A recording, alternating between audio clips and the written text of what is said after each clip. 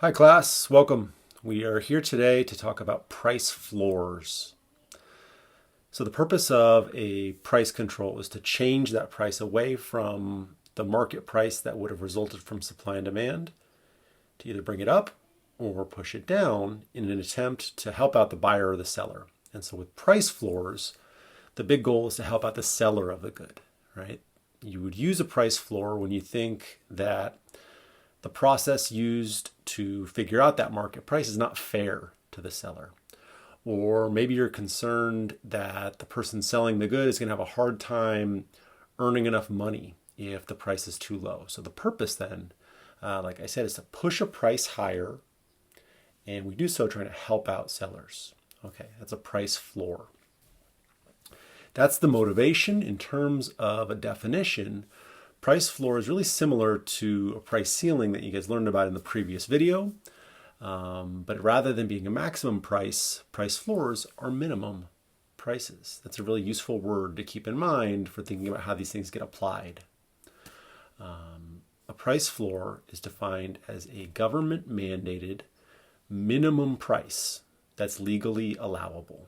Right? The government says, yes, you can charge whatever price you want so long as it's up above this floor and it's not allowed to go underneath that cutoff, that floor. Okay. In our next video, we're going to think about some interesting areas where price floors are applied. But for now, the purpose of this video is to show you how the theoretical, graphical analysis of a price floor works. And so what you should do in your notes as good practice would be to set up a market that is in a beginning equilibrium, right? So you'll have price on your vertical axis, quantity going horizontally, downward sloping demand, upward sloping supply. This is a well-known starting point. You guys are getting to be experts at that, drawing this graph, I bet. And so from there then, we're going to introduce the price floor. All right. And so on my little board here behind me that I'm going to pull out here, we've got all that already drawn in. All right, so let's do that now.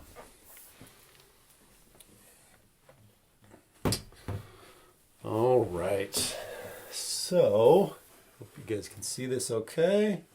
There we go. Sorry about the lighting. I'm spending more time this week trying to get lighting issues fixed than anything else.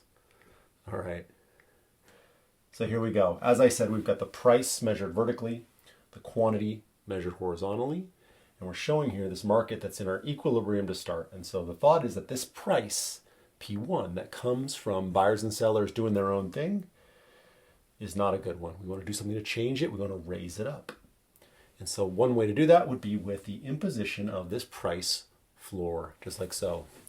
All right? And so with this price floor, just scooch over a little bit. There we go. With this price floor, it's saying that that's the lowest price that we're going to allow, just like I was talking about a minute ago. If you're charging this price or something higher than that, you're A-okay. You're good with respect to that law. If you're underneath that threshold, though, it's violating the price floor. You've got to raise the price.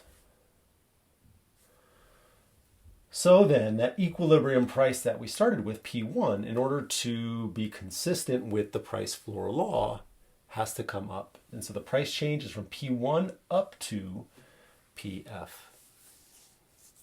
All right. So that's good news with respect to people selling the good, right? They're getting a higher price. But there's more to the story, right? One of the things that I hope you really took from our earlier chapter on supply and demand is that there's only one price for which the market's going to be in equilibrium. That's at P1, where quantity supplied equals quantity demanded. Once we raise the price to something higher, buyers and sellers are going to change the way that they're behaving. And so this is borne out in our model here. All right, at this higher price of PF, the law of demand tells you, yeah, high prices means that buyers, represented by our demand curve here, are willing and able to buy less of the good. Of course they are, right? When prices go up, people buy less. So the quantity demanded at the price of PF is lower than what we saw before. And in contrast, when it comes to the sellers, a higher price is good news for them. They respond by offering more of that good for sale. And so at that higher price of PF, the price floor price, the quantity supplied is increased relative to where we started before. So I'm hoping that you guys are putting this together. We can see then that at this higher price, this price floor price that has been imposed by a government, we have this mismatch between the amount available for sale, the quantity supplied, and the amount that the buyers are willing and able to buy. Right? We know the word for this, that's called a surplus. And so that's really your big takeaway in terms of,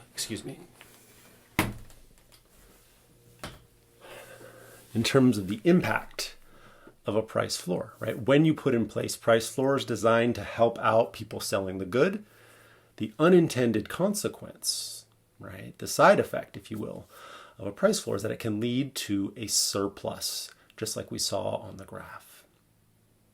Okay.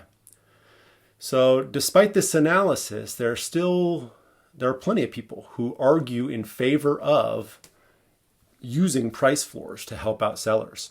And so there you go. That's a little tease for our next video. We're going to think about situations in which we still today see price floors being used and price ceilings being used, despite the analysis that we just learned about, which is that they're going to create surpluses and shortages, respectively. All right, guys, see you in the next video. Bye.